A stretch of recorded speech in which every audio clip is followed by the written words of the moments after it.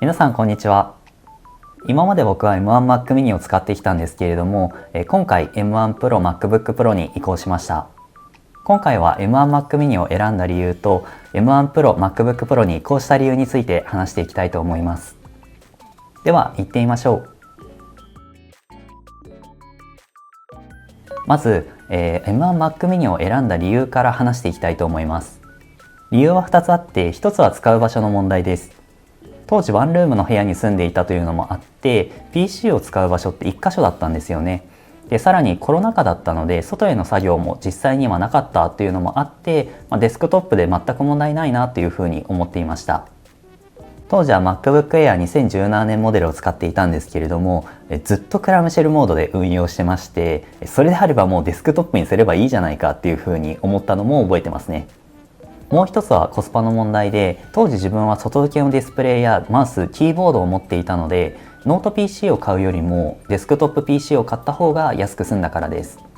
というのもあって、当時発売されていた M1 シリーズの中では M1 Mac mini が一番自分にとって理にかなった選択肢のように感じたんですね。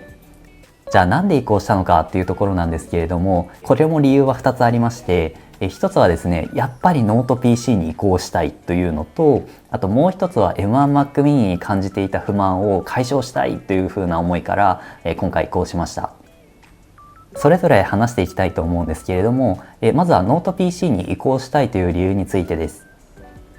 これは簡単に言うとですね、隣人問題です。僕は賃貸の物件に住んでいて、最近引っ越してきたんですけれども、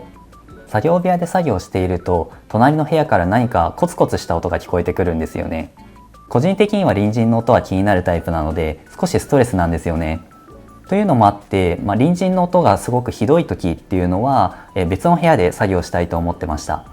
ただ自分はデスクトップだったのでその場から移動できなかったんですよ。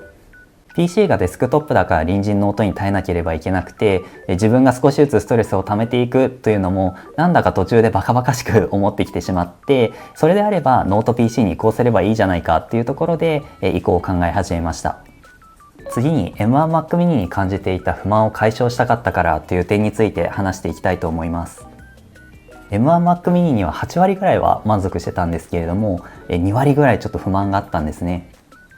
M1 Mac mini の中で特に不満があったのは Bluetooth の接続が不安定だったこととスピーカーの音が悪いことです。Bluetooth に関してはサードパーティー製のデバイスとの接続がうまくいかなかったり、接続できてもすぐに切れてしまったりしてすごく不安定だったんですね。Bluetooth の接続が不安定だと自分の好きなデバイスを選べなくてですね、実質選べるのが有線かレシーバータイプのものになると思うんですけれども、個人的には Bluetooth のデバイスも自由に選べた方がいいなというふうには思っていました。僕は一時期キーボード選びにハマったことがありまして、その時はゲーミングキーボードであるとか、あとは HHKB、あとはリアルフォースなどのメカニカルキーボードが欲しいと思った時期がありまして、せっかくならデスクがスッキリする、Bluetooth のタイプであるとか、そういったものを選びたいなって思ったんですけれども、Mac mini じゃ接続悪いしなっていうところで、正直断念したことがありまして、そういったところもあって、やはりキーボードは自由に選びたいなってすごく思ってたっていうところと、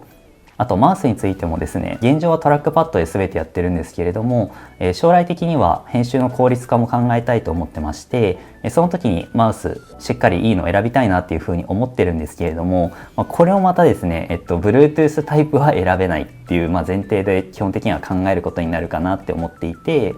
レシーバータイプか、有線タイプかっていうふうになると思うんですけど、なんかやっぱりこの選択肢が狭まるっていう感覚がちょっと引っかかるというか、もっと自由に選びたいなっていうふうに思ってました。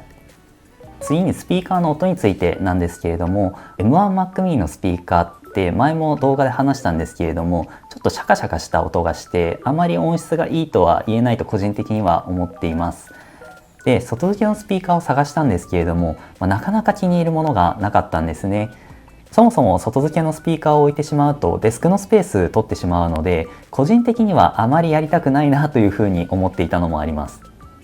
さらに先ほど話したノート PC に移行したいというのもあったので、M1 MacBook Air も検討したんですけれども、せっかく高い買い物するんであればより音がいいものというのと、もちろん性能もいいものを買いたいなというところで、M1 Pro MacBook Pro を選びました。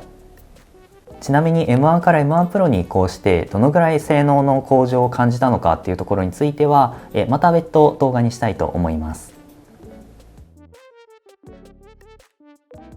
はい、今回は M1 Mac mini から M1 Pro MacBook Pro に移行した理由について話してきました。外部要因と M1 Mac mini に対する不満から今回移行に至ったんですけれども、結果とても満足してます。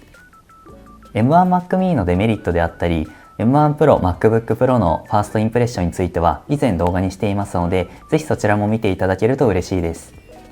今回の動画は以上となります。この動画が少しでも良かったら、高評価とチャンネル登録をよろしくお願いします。では次回の動画でお会いしましょう。バイバイ。